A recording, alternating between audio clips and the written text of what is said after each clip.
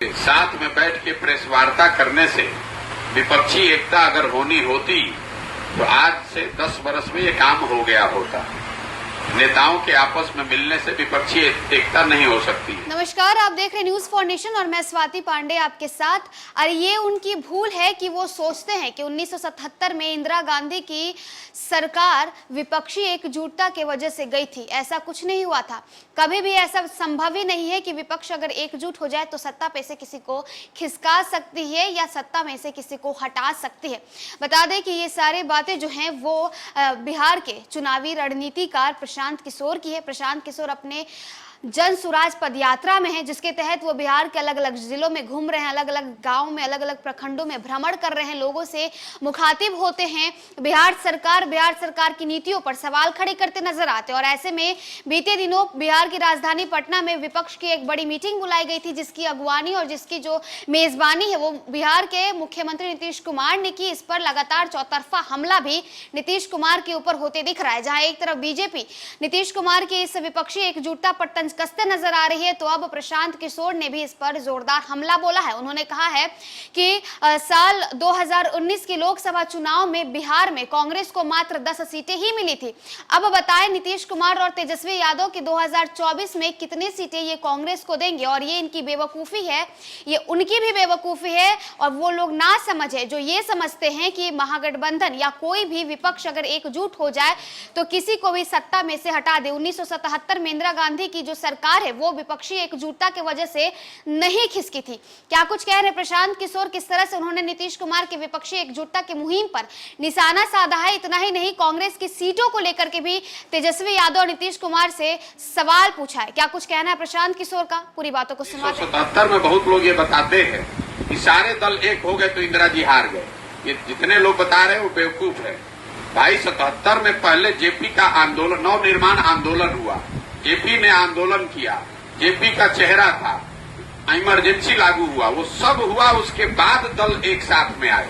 अगर नवनिर्माण आंदोलन नहीं हुआ होता, जेपी आंदोलन नहीं हुआ होता, इमरजेंसी लागू नहीं हुई होती और सारे दल एक साथ आ जाते तो इंदिरा जी को हरा देते। साथ में बैठ के प्रेस वार्ता करने से विपक्षी एकता अगर होनी होती तो आज से 10 वर्ष में ये काम हो गया होता।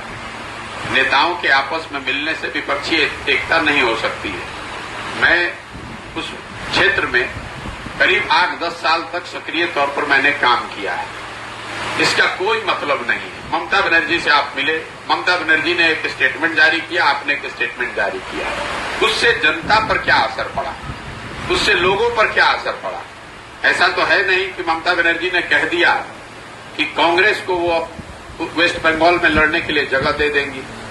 कांग्रेस ने ये कहा नहीं कि भाई हम वेस्ट बंगाल छोड़ देंगे ममता बनर्जी के भरोसे। तो नीतीश कुमार जो विपक्षी एकता की बात कर रहे हैं तो कम से कम बिहार का ही फॉर्मूला जारी कर दे कि बिहार में जदयू कितना सीट लड़ेगा, कांग्रेस कितनी सीट लड़ेगी और आरजेडी और उनके अन्य जो 4 सहयोगी दल हैं जो अभी सरकार में हैं, सीपीआई, सीपीआईएम और सीपीआईएमएल कितने सीट लड़ेंगे। बिहार का ये फॉर्मूला अगर आप जारी कर दीजिए, उसके बाद दूसरे राज्य में जाइएगा तो कोई आपको गंभीरता से लेगा। देखिए, विपक्षी एकता में होता ये है कि हर आदमी ये कहता है कि मैं अपनी ताकत पे लड़ूंगा, दूसरे को कहता है कि आप आपस में मिल जाइए।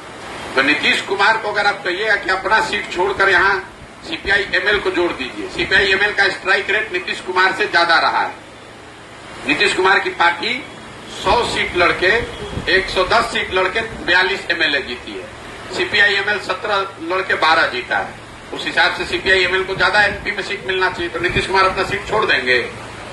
विपक्षी एकता के लिए जाकर बात तब बनेगी ना जब आप में खुद सेक्रीफाइस करने की क्षमता हो। तो यहाँ पर तेजस्वी यादव क्या कह रहे हैं कि ये हम लोगों के लिए छोड़ दीजिए। कांग्रेस पिछली बार यहाँ 10 एमपी का सीट लड़ी थी, तो तेजस्वी यादव और नीतीश कुमार ये घोषणा कर दे कि इस बार कांग्रेस कितना सीट लड़ेगी और कांग्रेस उसको मान जाए, सीपीआईएमएल मान जाए, तब ना एकता की बात होगी। तो इसका क्या मतलब है? इसका कोई मतलब नहीं है। मुझे भी इन चीजों का थोड़ा बहुत अनुभव है। नीतीश कुमार इतना नहीं है, लेकिन अपना घर जिसका ठिकाना नहीं है वो आदमी पूरे दुनिया में घूमेगा तो उसका ना बाहर होगा ना घर का बचेगा। बिहार में अपनी चिंता नहीं कर रहे हैं। ममता बनर्जी ने कहा कह दिया कि आप नीतीश कुमार जी आप विपक्षी एकता का काम कीजिए, संयोजन कीजिए। प्रधानमंत्री का चेहरा और विपक्ष का चेहरा तो बड़ी बात है। ये भी किसी नेता ने अभी तक कहा कि नीतीश जी इस काम का करेंगे। आप तो स्वयं अपने आप को आपने बैठा लिया है और ऐसे कई लोग घूम रहे हैं। टीआरएस अपने स्तर पर प्रयास कर रहा है, ममता बनर्जी अपने स्तर पर प्रयास कर रही हैं, एमके स्टालिन ने अपने स्तर पर प्रयास किया है, सब लोग प्रयास कर रहे हैं। एकता सिर्फ नेताओं के बैठने से नहीं होती है। एकता होने के लिए जरूरी है कि विचारधारा के स्तर पर बात हो, नैरेटिव हो, चेहरा हो, आंदोलन हो, जमीन पर काम हो, तब न एकता होगी।